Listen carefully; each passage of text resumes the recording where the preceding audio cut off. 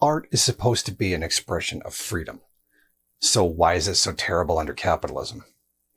The answer should be obvious because it's not freedom. Aside from a citizen being able to choose their dictator once every 4 years from a small selection chosen by the bourgeois, there really isn't much in the way of it. One particularly interesting realm of freedom is in expression, in art. Art, if anything, has been an expression of creative freedom.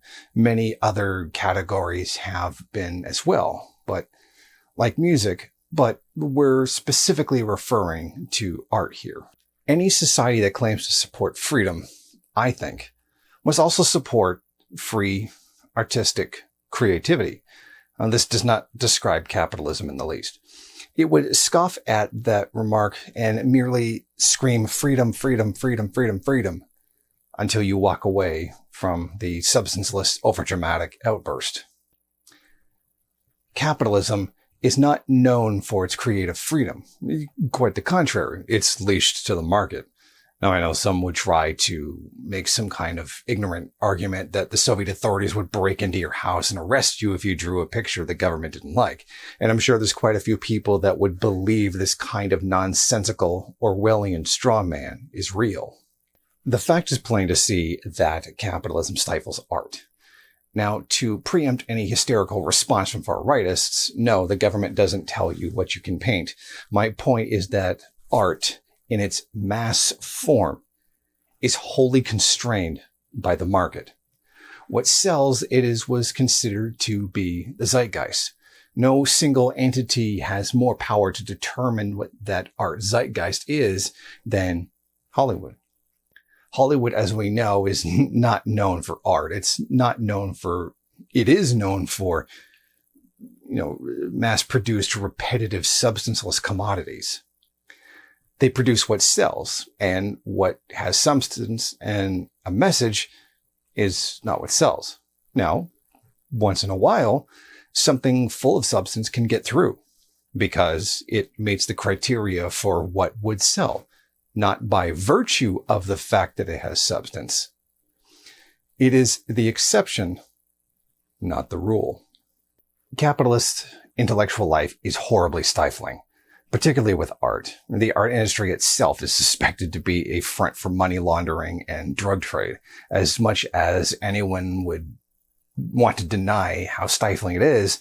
The CIA certainly knows it is, and the CIA created a program in the 1950s to create an astroturfed intellectual culture, funding to modern art. Now, this was revealed by CIA documents in 1995, and it was summed up so well in an independent article.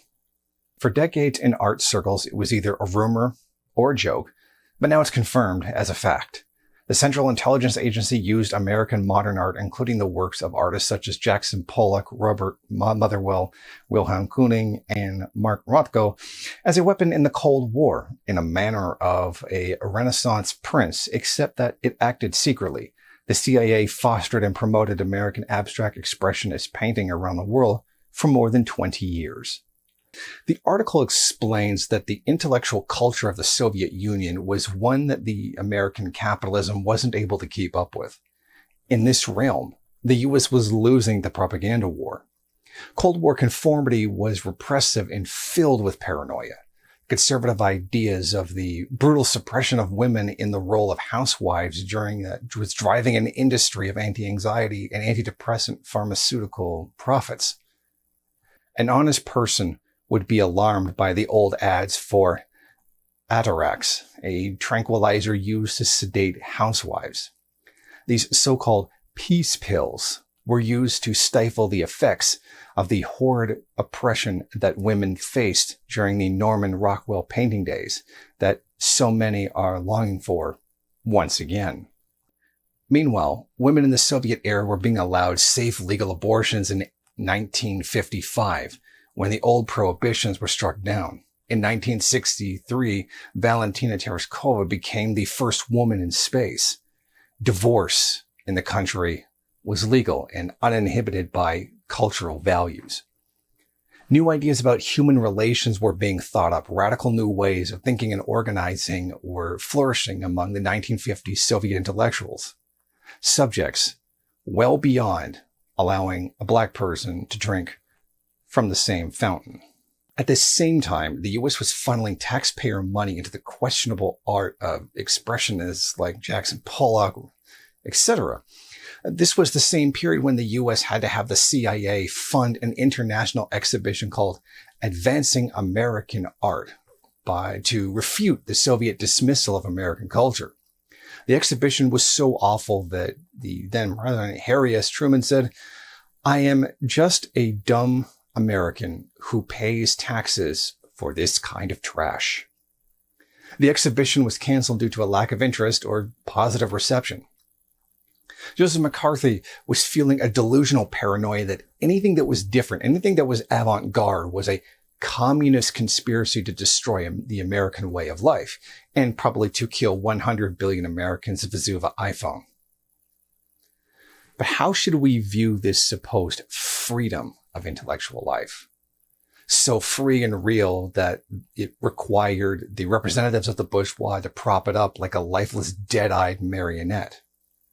Besides, if Soviet intellectual culture were so horrible and oppressive as the bourgeois would have us believe, then why did those same people have to have an entire fake intellectual culture to combat it? Thank you for watching. If you like this program, then please head over to my Patreon page and set up a monthly donation. It's your donations that keep this program running. Also, if you would like, please rate, comment, subscribe, and share in various social media.